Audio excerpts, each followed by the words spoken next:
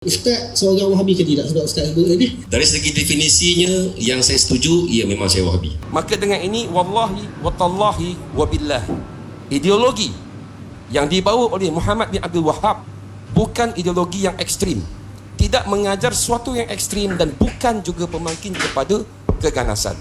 Maka jika saya, Abang Sufi Mahmud bin Abang Usop berdusta dan Ustaz Hazar yang ni nama penuhnya Ahmad Hafiz bin Muhammad Rosmizi benar, maka semoga Allah melaknat diri saya di dunia dan di akhirat. Adapun jika saya Abang Sufi Mahmud bin Abang Usop benar,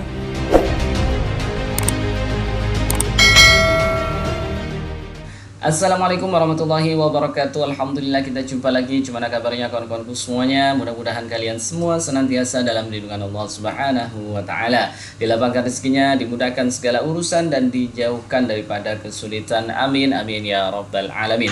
Baik teman-teman semuanya, baru-baru ini terjadi sebuah diskusi panas berkenaan dengan isu Wahabi yang diadakan oleh Ad-Din Academy dengan diskusi ilmiah bertajuk ideologi Wahabi pemangkin keganasan atau sebaliknya. Adapun yang berperan dalam diskusi ilmiah ini adalah Ustadz Haza atau Ustadz Hafiz Az-Za'farani dari kelompok Aswaja Asy'ariyah wal Maturidiyah dan Ustadz Abu Humaid sebagai panel dari kelompok Akidah Salafi Wahabi. Nah, adapun tujuan daripada diskusi ini sejatinya adalah memfokuskan pada suatu bukti yang betul-betul kuat, adakah Wahabi pemangkin keganasan atau tidak. Oke, tanpa buang masa, jom langsung kita tengok ke sesi interogasi daripada Ustadz Haza terhadap Ustadz Abu Humaid.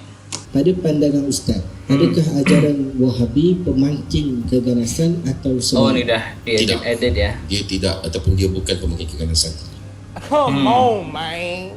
Walaupun setelah ISIS, Daesh, Taliban terbukti bahawa membawa ajaran dan pemikiran Salafi Wahabi. Sebab macam saya katakan, mereka tidak secara langsung membawa ideologi Wahabi yang sebenar sebagaimana Tapi ada. yang diajarkan. Secara tidak langsung ada. Secara langsung maksud saya ialah walaupun mereka mengaku mereka belajar daripada kitab-kitab Wahabi, tetapi daripada kalangan ulama Wahabi sendiri tidak mengiktiraf mereka, maka kita katakan mereka bukan Wahabi. Pengakuan daripada ulama Wahabi tidak menjadikan seorang itu Wahabi. Betul. Selagi seseorang itu membawa pemikiran Wahabi, jadi dia Wahabi. Tidak, sebab saya katakan doktrin ataupun mereka yang ikut betul-betul doktrin Muhammad Abdul Wahhab tidak akan membuat apa yang mereka lakukan. Kita bincang penggandah-penggandah ini, ideologi yang mereka bawa seperti mana yang diakui oleh strategis Al-Qaeda, seperti mana yang diakui oleh anggota ISIS sendiri, mereka membawa ajaran Salafi Wahabi. Saya tak setuju. Sebab bagi saya mereka, Itu fakta Ustaz. Ustaz nak tak setuju apa dia? saya tak setuju sebab bagi saya mereka boleh bunuh orang, mereka boleh bom orang, tak mesti mereka boleh tipu orang. Tetapi Singapura cakap, European Parliament cakap bahawa membawa ajaran Wahabi Salafi. So mereka tipu orang, tapi data daripada Parlimen Europe dan juga data daripada Singapura, bahkan di Malaysia KDM mengatakan Salafi Wahabi. Kita nak pergi soalan dua yang lebih jelas lah. Ustaz seorang Wahabi ke tidak? Sebab Ustaz sebut tadi. Ini pertanyaan terang-terangan ya. Dari segi definisinya yang saya setuju, ia memang saya Wahabi. Oh. Alhamdulillah. Saya ditanya siapa Wahabi di Malaysia, saya hanya boleh bagi tahu seorang je. Seorang je saya boleh, sebab dia mengaku. Sekali kita saya ada orang yang kedua, Ustaz Abu Humaid. Baik. Yang ketiga soalan dia, adakah Ustaz Abu Humaid mengajar kitab Muhammad bin Abdul Wahhab? Tidak. Walaupun saya baca kitab-kitab dia, tetapi saya menghormati pendirian pemerintah Malaysia yang tidak menggalakkan menyebarkan ajaran Wahabi. Tidak mengajar ya? Tidak mengajar. Online pun tak mengajar? Tidak. Walaupun saya tengok di video di sini ada Ustaz mengajar kitab ada Usul bukti, guys. Salasah pun kira tak mengajar jugalah. Kitab Usul Salasah tu masa mula-mula saya mulakan dakwah, masa kita tak banyak pembacaan. Bacalah juga. Saya baca. So Ustaz kata tidak tadi, tipu ke tak ingat? Tak ingat. Tak ingat, okey, Tak baik, tak ingat. ingat. Baik. Saya jujur, saya tak ingat. Maka jika saya, Abang Sufi Mahmud bin Abang Usop berdusta dan Ustaz Hazar yang ni nama penuhnya Ahmad Hafiz bin Muhammad Rosmizi benar, maka semoga Allah melaknat diri saya di dunia dan di akhirat. Masa Ustaz perkenalkan Ustaz Adin, so saya check lah Adin ni apa, saya jumpa ni Ustaz, kitab yang diajar oleh Abu Humaid, Akidah Usuluddin, Usul Salasah Nawaqidul Islam, Kashfus Syubhat, Qawaid Arba', kemudian Kitab At-Tauhid. Ustaz ajar semua ke? Maka jika saya, Abang Sufi Mahmud bin Abang Usop berdusta dan Ustaz Hazar yang ni nama penuhnya Ahmad Hafiz bin Muhammad Rasmizi benar, maka semoga Allah melaknat diri saya di dunia dan di akhirat. Gambar ni saya ambil dekat sini. Saya tanya ustaz ke yang tengah mengajar. Senarai itu saya hanya screenshot. Saya bukan Sebab rekod. sepatutnya, sebab syarat yang kita setujui tidak membangkitkan mana-mana postingnya tak Dia bukan kisah posting ustaz. Ni tak kisah dalam dia internet ke tak, saya nak tanya ustaz mengajar ke tak? Adakah ustaz setuju seorang yang mengajar, menyebarkan, menyokong dan mempertahan akidah Muhammad Abdul Wahab dan akidah Wahabi adalah pengikut Wahabi? sebagaimana definisi yang kita telah persetujui, of course saya setuju. Sebab kita dah setuju dengan definisi tadi. Wahabi adalah siapa yang mengikut Muhammad Abdul Wahab sebagaimana ciri-ciri dia sebutkan. Jadi ustaz Wahabi lah. Okey, ustaz setuju mengajak Wahabi pada lah. tauhid, mengajak pada Quran dan Sunnah. Okey. Maka kita setuju. Okey, baik. Jadi ustaz di sini kita catatkan menurut ustaz dan menurut definisi Bin Baz ustaz Wahabi. Okey, settle. Oke, mendengar apa yang telah disampaikan oleh Ustadz Abu Humaid dalam sesi interogasi, meskipun video tersebut merupakan potongan-potongan dari sebuah video yang panjang, tetapi menjawab persoalan orang awam sebelum ini berkenaan dengan adakah Wahabi itu wujud dan siapakah Wahabi yang ada di Malaysia. Nah, ketika dialog antara Ustadz Haza dan Ustadz Abu Humaid tadi, pada sesi pembentangan Ustadz Abu Humaid dan interogasi Ustadz Haza kepada beliau, maka dengan jelas bahwa Ustadz Abu Humaid ini mengakui bahwa Wahabi itu wujud, yakni ia merujuk kepada pengikut Syekh Muhammad bin Abdul Wahab, dan beliau Ustadz Abu Humaid ini juga mengakui bahwa beliau merupakan seorang Wahabiyah. Namun di akhir sesinya beliau ini menyatakan bahwa jikalau ideologi dari Wahabi ini pemangkin keganasan jahat, maka beliau mengajak Ustadz Haza ini untuk bermubahalah, yakni menyerahkan semua keputusan kepada Allah Subhanahu wa taala, sebab Allah Subhanahu wa taala merupakan sebaik-baiknya hakim. Jikalau memang Wahabi ini ideologi yang jahat, ideologi yang ganas, maka Ustadz Abu Humaid ini siap menerima laknat dari Allah Subhanahu wa taala. Oke, jom langsung kita tengok saja ajakan mubahalah yang disampaikan oleh Ustadz Abu Humaid.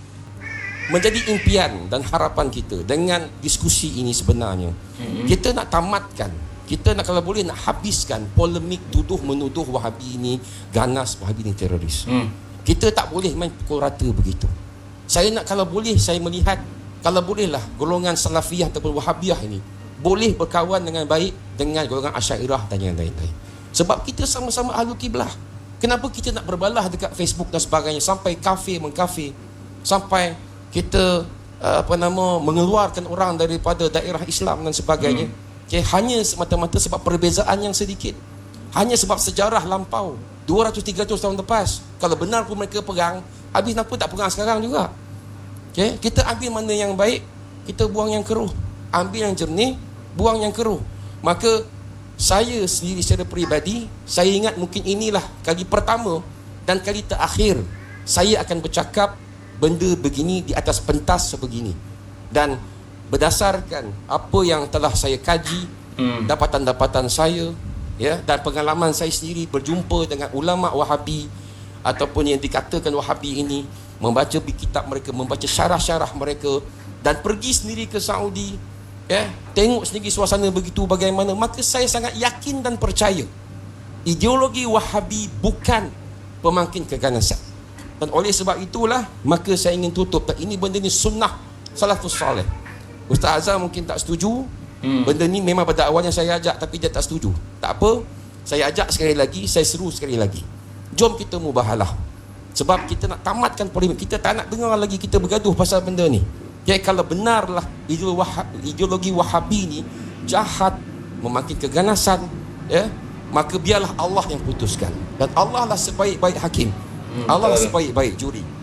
Maka dengan ini, wallahi watallahi wabillah, ideologi yang dibawa oleh Muhammad bin Abdul Wahab bukan ideologi yang ekstrim, tidak mengajar sesuatu yang ekstrim, dan bukan juga pemangkin kepada keganasan. Maka jika saya, Abang Sufi Mahmud bin Abang Usop berdusta, dan Ustaz Hazar yang ni nama penuhnya Ahmad Hafiz bin Muhammad Rasmizi benar, maka semoga Allah melaknat diri saya di dunia dan di akhirat. Adapun jika saya Abang Sufri Muhammad bin Abang Usop benar dan Ahmad Hafiz bin Muhammad Rosmizi berdusta, semoga Allah melaknatnya di dunia dan di akhirat.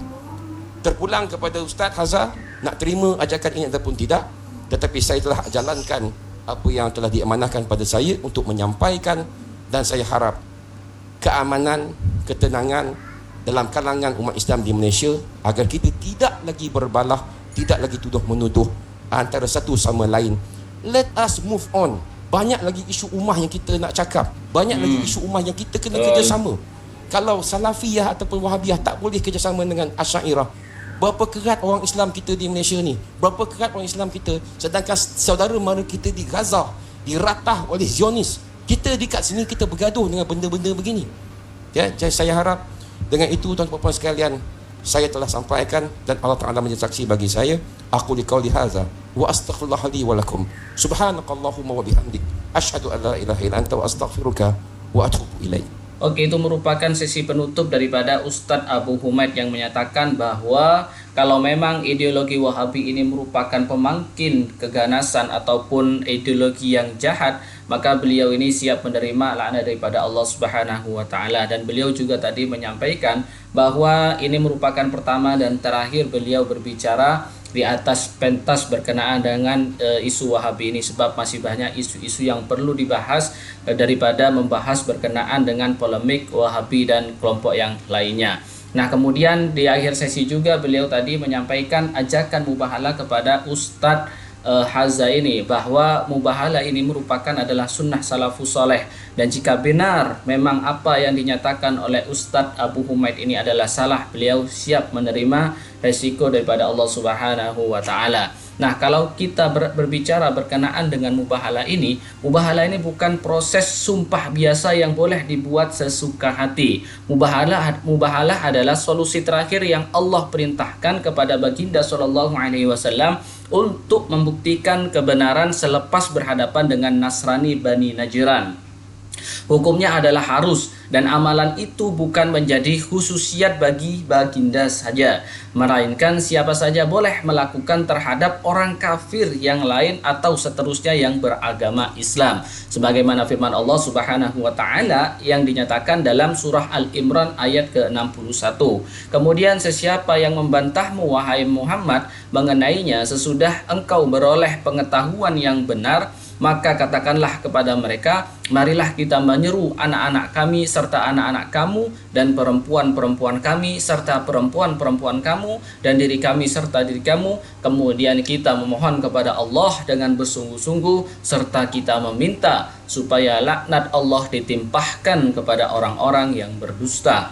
Namun secara amaliyah, ya, mubahalah ini tidak semudah yang kita pikirkan. Ia bukan seperti upacara sumpah li'an atau kisamah antara defendant dan plaintiff di mahkamah untuk menafi atau menisbatkan tuduhan. Proses mubahalah melibatkan ke semua anggota, kemudian menemukan proses memohon kepada Allah dengan mengikuti beberapa syarat mubahalah agar diturunkan hukuman, serta membuktikan siapa yang benar atau salah. Kalau sesama dua orang yang tak puas hati, bukanlah mubahalah dan tidak ada nama khas untuk proses sumpah menyumpah dalam debat untuk buktikan kebenaran. Karena itu dalam sejarah dialog Aswaja Asy'ariyah dengan Mu'tazilah Jahmiyah, Mujassimah Musyabbihah dulu, tidak pernah kedengaran mubahalah menjadi tradisi lazim, walaupun semua tahu kesesatan firaq selain akidah daripada Ahlus Sunnah wal Jamaah. Oke, mungkin cukup sampai di sini, mudah-mudahan bermanfaat. Hadanallahu wa iyyakum. Wassalamualaikum warahmatullahi wabarakatuh.